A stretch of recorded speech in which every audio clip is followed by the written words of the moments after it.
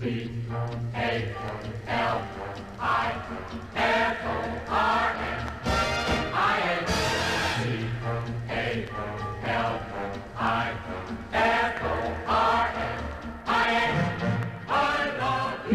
to the Free the Bear podcast, a podcast devoted to California independence, where two guys talk about how crappy the government is and how dumb politicians can be, and that there might be another way. So sit back, enjoy, and as always, Free the bear. Grrr. On paper, what you're talking about sounds pretty damn good. And actually, I'm on board with, again, legalization of drugs and things like that. Again, like it's never been effective. Prohibition in that regard has never really worked. Letting people do what they do, taking away a lot of like dumb regulations. And we know there's all these dumb ones, between like, for example, like anything from, collecting rainwater to being off grid to open container laws, like all this kind of like silly crap that's all over the place. Like I'm on board with, but to me right now, it's becoming more and more evident that there's an alt-right pipeline where libertarians, people start off as libertarians, and then because they have such a worship of property and business that now they're becoming basically the junior partners of fascism, and I have a big problem with that because again I've seen it way too many times. I see it again, like out here we have these Recall Gavin Newsom petitions, which I saw on Saturday when I was at that rally and the counter rally. Why? And it's just like always about like, oh, he shut down my business, and again he didn't have any constitutional rights. Like, I'm sorry, your business that sucks, and again, but it's a wartime situation almost, and you people went overboard, and now you're just going to every kind of like rally of any kind of pro cop thing where the police are getting away with murder, literally. What was it? This recently again, it was a young Latino who was shot in the back. Who was a security guard. He was shot by the sheriff's department. And if I'm remembering this right, the sheriff's department actually busted up all the cameras and took away the DVD recorder for the business. And again, I don't hear a damn libertarian say anything about this stuff. So that's why I'm extremely suspicious, because I think like they care more about business. But, if a few minorities get waxed, it's not a big deal to them. I don't think it is. The Libertarian Party can often be a gateway to other things. Have you been, just because we're part of the California National, Party, the independence movement. Right. How much do you know about the Boogaloo Movement? That thing is very disturbing because, again, it seems like a lot of people who like to do LARPing, for anyone not to know that live action role playing, they're taking it to another extent where they think that they're actually going to be the foot soldiers of some kind of second American Revolution, and they're preparing for the next Civil War. They are. That's what it is, right? Like Civil War II, Electric Boogaloo. Yes. Making fun of that movie. I don't know what was the original movie? Was this like something Electric Boogaloo? Yeah, it was an awful movie. It was a sequel to an equally awful movie. I forget. Yeah, I forget what the original. Hold on, you're gonna kill me for the rest of the evening. Yeah, I often think the Boogaloo Movement. Breaking Two, Electric Boogaloo, which is about breakdancing. Because, again, the movie sucks so bad that they had to adopt the name. Well, you know what I'll say about the Boogaloo Movement? And I'm getting ready to hit my controversial button.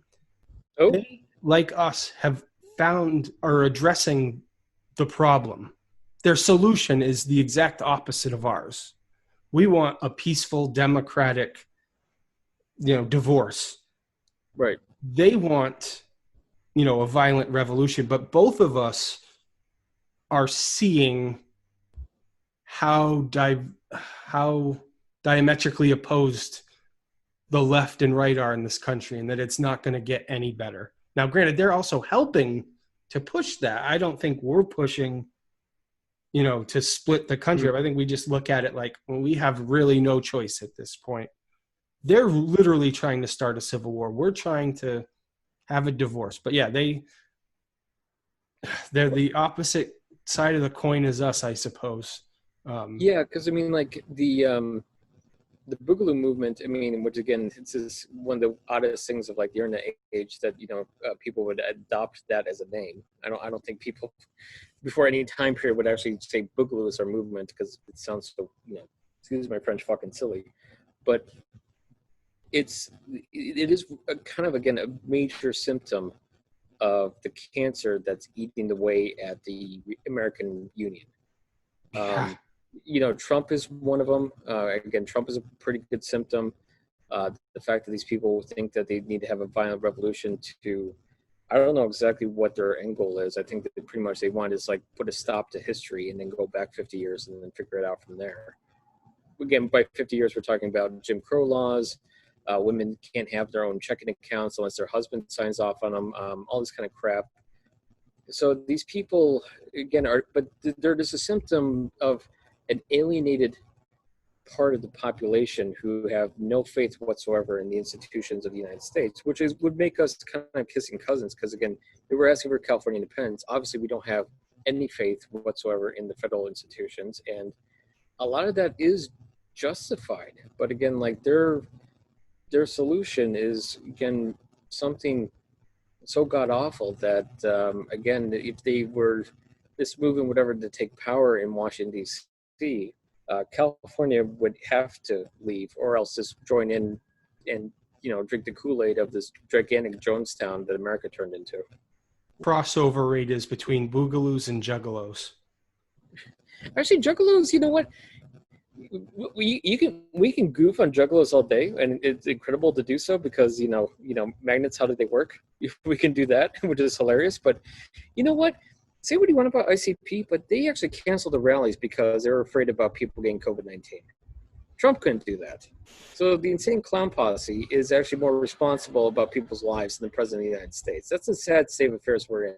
I saw them in concert when I was 16. It was a super fun time. It was reminiscent, I imagine, of what a Guar show would be like.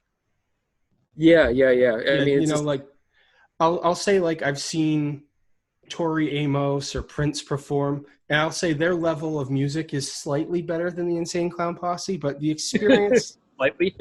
Yeah, the experience was quite fun. And as a Howard Stern fan, they might be one of my top 10 guests of all time. I think it's like fun things. I mean, like, again, the Juggalo thing is just like, again, it's hilarious, trashy fun, but again, like, people had such a low opinion of the Juggalos, and ICP is like the first one out of the gate. It's just like, we're not doing these concerts. We can make money off it. I'm sure people would show up more so than that stupid Trump rally. Oh my gosh, the Trump rally. I'm glad you brought it up. I have so much to say about that. The first thing and the most important thing to me was the day before the rally. Did you see the dude with the Trump flag and the American flag shirtless with a whip in the streets of Tulsa? No, I did not see that, but I would not be surprised by anything at this point because the Trump era is like, parody is dead.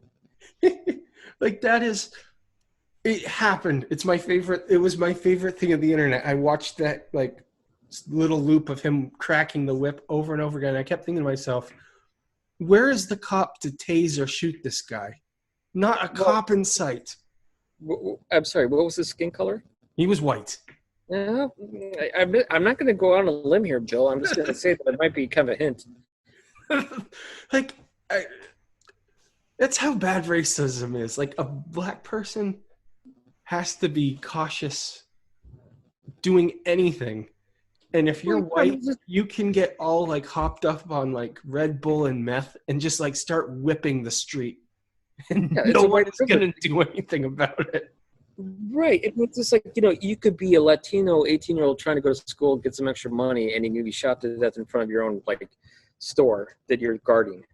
Or you can be a maniac who's walking around open carry with a gun on his holster, right? And they actually put your hand on the gun, and a cop will actually be like putting his hands up and going like, "Whoa, buddy, why don't you just cool it here?" Well, cops are, immediately wasting like, poor black kids, having a BB gun. It's just, again, like, there's a very obvious white privilege thing. Again, like, I don't know if you can just say so much that, these cops are going out for straight up racism. Actually, I'm kind of leaning towards that, but I'll just say, like, the jury's still out on that one for me, 100%.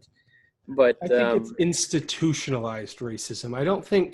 I'm sure there are racists who sign up to be cops, but I think... Yeah, and actually the FBI has talked about that. There was a report talking about that there was a lot of infiltration between white supremacists and the law enforcement agencies. And I think that's actually kind of becoming more and more disturbingly true, especially with, like, these lynching cases that's been happening. Yeah, It's a scary time. The Tulsa Rally, there was so much to it. I mean, I made this joke online, and I honestly, it will not shock me considering, Trump's not doing well in the polls. Right. If North Korea invades South Korea now, I don't think Trump will do a thing because of those K-pop kids. He's did this let him fry. He just let Kim Jong-un just have his Panzers just take him. Yeah, I really think he's that. Like, Trump is that. That's the scariest thing about Trump. Like, he's not idealistic. I truly don't think he is. I don't think he cares about any of it. He's a maniac who's a narcissist, and he hates South Korea now because of those boy band K-pop bands that just bamboozled him into thinking 1 million people wanted to show up to a rally in Tulsa, Oklahoma. Like, well, it's just, I don't know if it was a movie or a TV show, but I just remember some phrase going one character was just saying, "You just made the list." I think that's just Trump was saying is like K-pop. You're on the list. You're before Antifa now, but you're after again. Liberal Democrats. Yeah, you made the list. God, if he gets that second term, he is going to be such a vindictive little bastard. Well, everyone's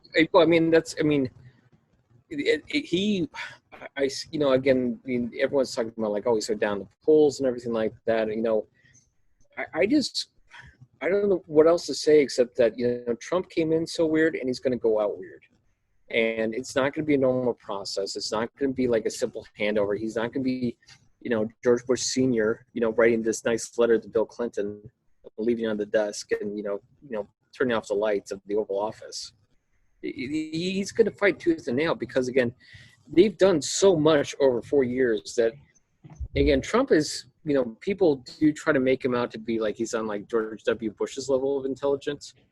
But even in that dementia, paranoid brain, there's enough neurons firing where he realizes that if he goes out, there's a really strong chance that not only he will go to jail, but his children will go to jail. And, he will end up penniless and, penniless in Leavenworth, basically. And he's not going to let that happen. And also he knows, too, that he's old. And he's, again, he's 73, 74, something like that. Howard Stern, which, again, you brought up, Howard Stern had said to Trump that, why are you doing this? Why are you running for president in the first place? You only got 8 good summers left. Yeah. And I think Trump knows that too. And Trump is not going to go out in the jail cell. He'll burn down the entire country to make sure that doesn't happen. He'll fly his jet to Russia before he lets that happen. He could be the first president in exile. I could see that totally happening too. I mean, there's a lot of scenarios I think I can see, but no matter what, he's not going to hand over the keys to Joe Biden. And Joe Biden, I think, will be confused about what's going on because he still thinks it's 1988. I'll say this, everyone counting Trump out, I would like to see Joe Biden anytime draw 6,200 people to an event. I would just like to see Joe Biden draw a clock, but that's a whole other issue. Well, they do say that, if rallies mattered that much, Bernie Sanders would be the nominee. Biden was Bernie used to always kill it, yeah. And Bernie was killing at Hillary stuff too. Hillary could barely get 5 people in the room with her, and look how that happened. Biden, I wish I had the article with me, but in New Hampshire, they always they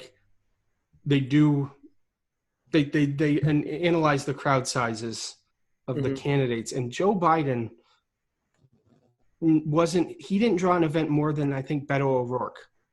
It was Bernie Sanders was number 1, Yang was 2, Mayor Pete was 3, Warren was 4. And then, Biden was down at the bottom. He had one good event, but he would have events with 15 people. Yeah, it's a funny thing because, there has been actually, Biden's not the first one to do this, and not even Hillary. There's always been that kind of thing where, some of these people become front runners, but it's kind of they're everyone's second choice. And so a lot of people have these I like this guy, but who's going to be more electable? There's always that thing in American politics, who's going to be the one that gets the the moderates and independents, and like I don't really like this person, and I'm not gonna waste my Saturday showing up at one of his rallies. So who would that be? And it seems like Biden just has like, you know, he's just continuing that trend of like people like not so interested, but like he seems electable. We'll do that. We'll see what happens there. You know, but it's a strange thing because again, like, you know, I think Ron Paul could probably blow out an arena faster than Hillary ever did, but he was nowhere near like the top one of the top choice of Republicans. So it's a strange thing with those kind of rally things. It takes a kind of special person to be so enthused about the candidate that they actually go out and actually, you know, show up at the rally, get a sign, you know, stay in there for like an hour or two, you know, hang out with other people. Especially since a lot of politics in this country is so distorted that most people don't see the point really of going out. I mean, that's obviously true in our voter turnout. I mean, was it like, you know, 45%, 50% tops, you know, when other countries have like around 80 or 90 or above. Isn't it in Australia you get fined if you don't vote? Yeah, it's a rule in Australia that you actually have to show up to vote, which is, I don't know full enough about the Australian system. I know that that's a rule. I would just hope that they have like, I don't choose any of the above, because it seems like you're just kind of dragging people at gunpoint. Yes. You know, and if there's not a good candidate, it's just like, okay, well, why are you making me choose like this? Because I don't want to participate in your stupid system. But of course, Australia's, you know, I think it's probably just the Australian mindset. You know, you're talking about a place that was built as a super prison colony. So yeah, they probably override the rules a few times to make people do things they don't want to do. What was I going to say about? I had a couple other things I was going to say about Tulsa. What bothers me, and I love policy, I hate how much time has been discussed about the crowd size. I just hate it. Like, that could be time they could be talking about COVID. That could be time they're talking about another stimulus, direct payments to people. You know, in this time, it could be a time to talk about temporary Medicare for all, or temporary paying medical bills for the country. You know, it's right. Well, it's just the American political system, Bill. It's really just something where it's all based on superficialities. And I hope that, you know, the establishment of an independent California Republic would be something where we could actually take the time to actually try to, for lack of a better term, make politics more for adults, instead of like, you know, having these gotcha headlines, or like, you know, these sound bites, or like, you know, these trivial issues. Again, like, who cares again if Trump looked like an idiot and only so many people showed up? That's like the least of things. That is item number 13 out of 13 for me when it comes to American politics. The fact that his you know, he couldn't pull an arena crowd. I would hope, again, when California has a chance to actually be independent, and just like so many other countries, you know, I think Americans have kind of an odd sense of history, that they keep thinking that history is something you read in books and doesn't really happen anymore. You look at like Estonia, Latvia, Lithuania, you know, the west coast of like the former Soviet Union. You look at other places around the world who have gotten independence, you know, former colonized states. Their ability to start over and have new institutions and new values is immense. And I would hope that California would have that chance to do that, because right now, as we all know, this is all BS. It really is. It's a pathetic system, and it's something that, you know, has all the grace and charm of an 89-year-old dementia patient dying of cancer. Jerry Springer thought. I'll give you, you know, you get a Jerry Springer thought too. I don't think it's fair that I just get it alone, but I don't know enough Jerry Springer, but you know, this. He was the sleazy talk show host who always had his Jerry's thoughts. No, yeah, no, okay, that part I get. Yeah, I was thinking of like particular episodes. No, they're all just one giant episode to me. It all blurs together.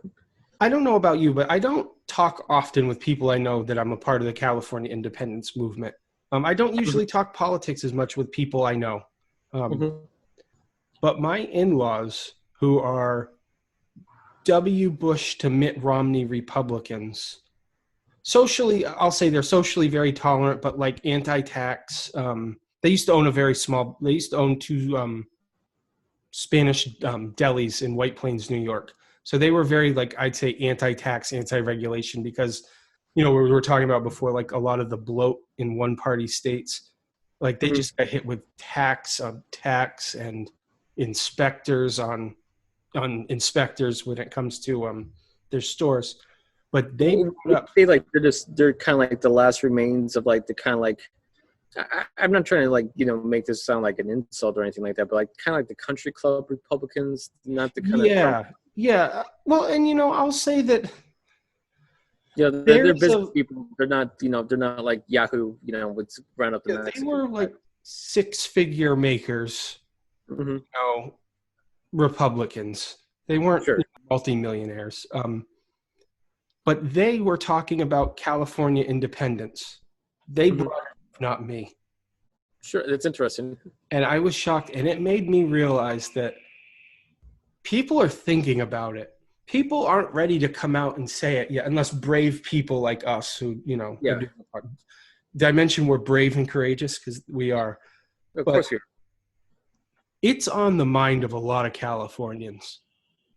Well, that's how you know that something is in the air that is going to make real changes. I've talked to other people too who are very apolitical. They're, if they took that test you're talking about earlier, I don't know where the hell they would end up. But I know a lot of people who are very apolitical who are very sick of the way things are going and have talked about, like, especially in the aftermath of like Trump's election. They were going, well, you know what? What if we did go? What would be so wrong with that? And I think that's how it kind of starts. It starts as kind of whispering. People are not ready to go out on the limb as of yet, because again, people always want to have like this air of respectability about certain things, and they don't want to sound like oh well, like he's just kind of like this nut who wants to talk about California independence, and we all know that no state can ever be independent at any time. These people have been talking about it. I've had a lot of apolitical friends who are actually mentioning that. I remember even having these conversations back in like 2005, 2006, because of what W was doing. So I think it's been increasing. It's also kind of like once upon a time in around 2004, 2005, I really kind of got committed to the idea of socialism, right? But in those days, there was no real socialist movement anywhere. Democratic Socialists of America used to like send out like a little pamphlet saying like, why you should be a socialist. But it was the most pathetic thing in the world, and like no one else I had no idea if anyone else was in the DSA whatsoever. I never got contacted for any chapter meetings or anything like that.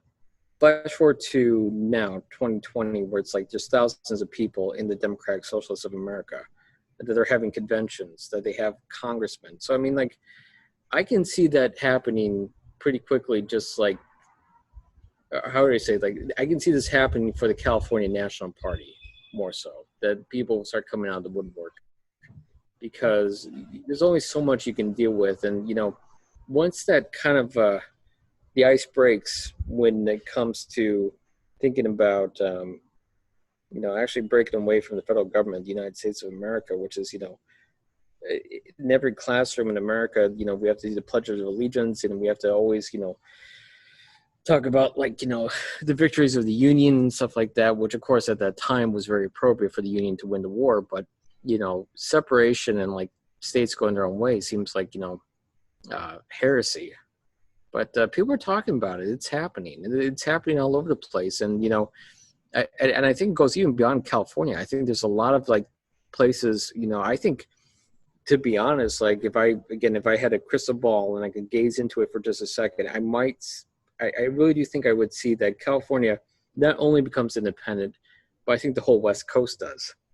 And I think that other states become, something else. And I can see the United States of America being this some weird rump country, kind of like Russia after the fall of the Soviet Union, where there's like, there's a big chunk still left that's called the USA, but it's a disgusting mess of, kleptocracy and corruption, that all the places that broke off are doing so much better, and whatever's left of the shell is this what it is this an empty shell.